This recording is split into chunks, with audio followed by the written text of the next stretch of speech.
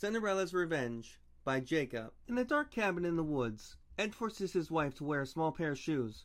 With a cruel grin, he lights the shoes on fire. Christina screams in agony, "Please, it hurts!" The heat is burning.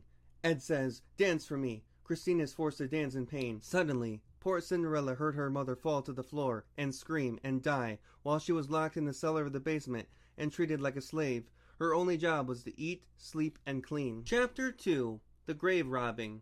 1 year later, Ed goes to the cemetery. He digs up his wife's body. He takes her body and puts it into the bed of his truck. Once he got home, he shut the door. He grabs his wife's body. He carries it into the cabin. He dances with his wife's corpse and kisses her and places her dead body on the rocking chair. Chapter 3. Cinderella's Revenge. That morning, Ed leaves for work and Cinderella carefully picks the lock. She walks upstairs. She sees her mother's corpse. "What the hell?" she said. She walks outside for the very first time in years, breathing fresh air.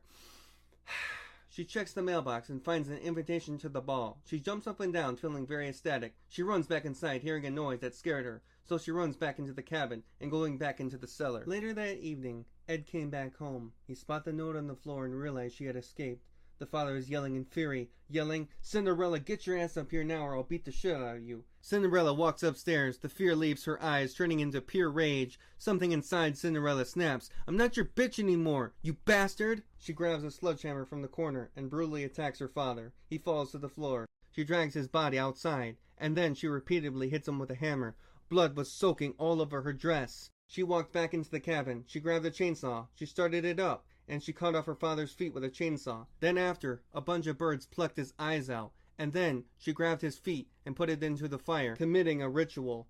Bookity bookity boo, devilly boo. Then all of a sudden the devil himself appears with horses with red eyes. She goes inside the carriage and goes to the ball. Chapter 3.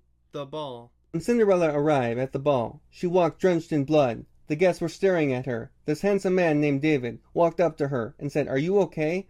Cinderella brushes it off. "Yeah, just had a bad day." Later, Cinderella and David were slow dancing to Moonlight Santa by Beethoven. Chapter 4. The Happily Ever After. 1 year later, Cinderella and David got married and lived happily ever after, and Cinderella did not mention about the murder at all. She kept it quiet and secret forever, and lived happily ever after.